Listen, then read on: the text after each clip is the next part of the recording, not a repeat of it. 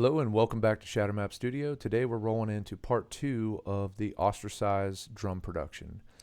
Ostracize was a song I wrote specifically for this tutorial to help those who are beginning and need a kind of a path to roll into recording for the first couple times.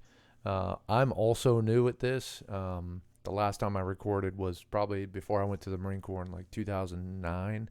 I used to do it in a room in my house. And now I do it in my basement in the studio that I built. So I'm not only trying to help those who are trying to get started out, but I'm also learning in the process as a beginner.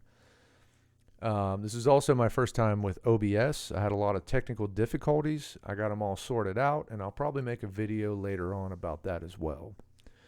Before we get started, I want to shout out to Bobby Torres from Frightbox Recording. He has a great mailing list. If you sign up, he sends you emails with a bunch of tips and tricks. There's also templates in there that you can use. So I want to say thank you to Frightbox Recording for sending me the information that you did, and it gave me a great basis to learn off of.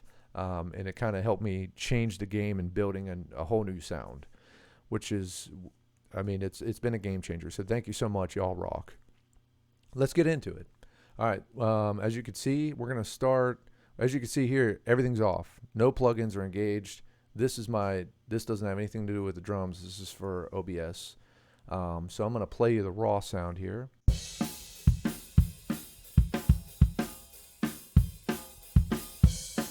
That's just the mics, direct into the interface with levels, no plugins at all. It's just the raw sound from the mic. So let's start with the kicks. So first, I'm going to do this structure where I show you the plugins. You heard the kick with them off, so I'm going to do just the kick. Then I'm going to do the plugins, and then I'm going to show you what it sounds like with the plugins engaged. So let's solo these. Here's the kick.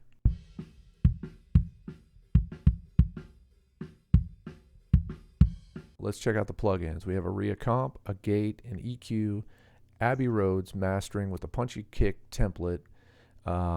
Another kick for fire on the wings plug-in with the fire, and we have a toucan tape. Those are duplicated for each kick, and then down here we have these routed out to kick EQs, which also have a Shep 73 from Waves with a drum template, and you have this monstrosity for click generation. So let's see what it sounds like without and with. As you can see down here, you can get a lot of click out of that.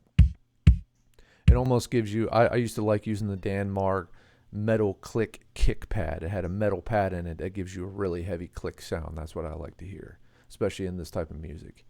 Now let's turn these off. Let's go to snare. Let's solo the snare. Nothing. Now I sampled these to blend them, not to use them to overpower my raw snare sound with a sample, but I blended them to get the sound that I thought I needed and wanted in this mix to give it a powerful punchy snare. So let's hear just this snare, which is my raw snare sound. Okay, let's go back with the effects.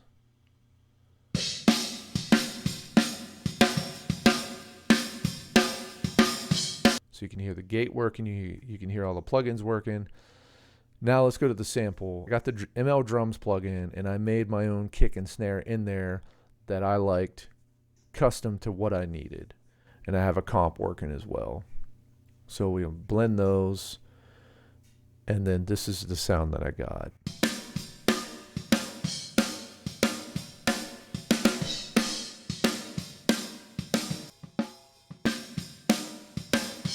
Okay, there's my snare. And I know some people scoff at mixing samples and stuff. I thought I don't have enough knowledge to make my snare sound how I wanted it to sound. So I learned how to blend, and I thought it was kind of cool, so that's what I did. Here we go.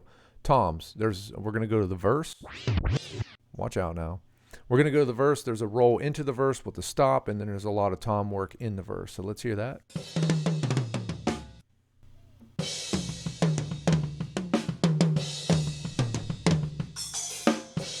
Awesome. All right. Now, let's check out these.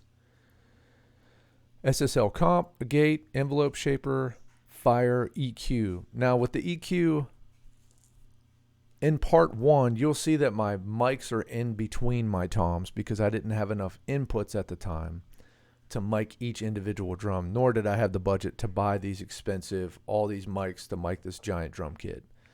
So I used what I did, and I used techniques to help me get the sound that I want. Now, toms 1 and 2 have the EQ gain turned up. Toms 2 and 3 does not. The floor tom does, because I didn't get that single mic punch, that whole capture of the drum and what it could do. So I had to finagle the plugins to get what I wanted. So again, raw sound, effect sound.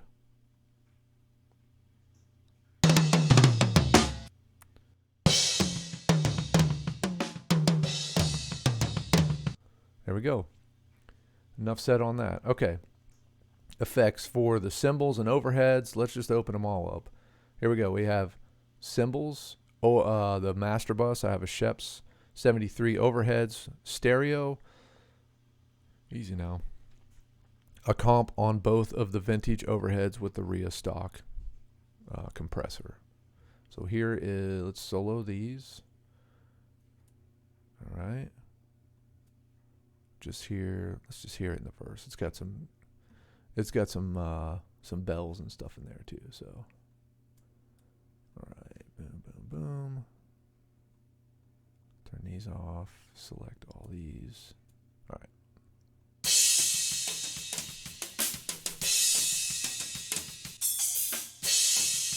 All right. There's off. Here's on.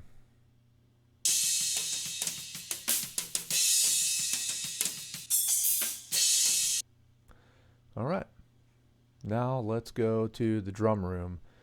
We're just going to keep it on. I have a verb, an EQ, saturation. Now we're going to get into hearing the whole mix. I'm going to go back up to the shells. I have a bus compressor, right? There's that. And then for the master, I have an Abbey Roads mastering drum bus for more EQ, compression, and gluing, saturation, and EQ.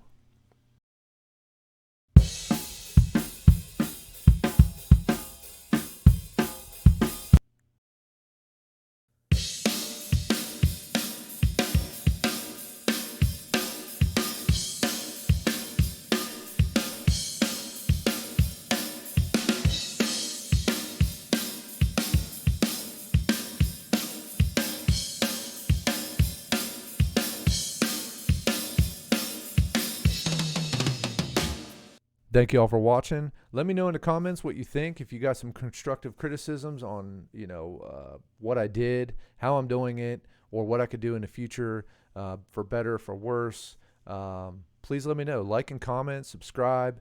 Part 3 is going to be the actual final mix mastering that I did with all the parts, bass, drums, guitar, all that stuff is going to be the final production. So please check it out, and we'll see you next time. Thank you so much, guys.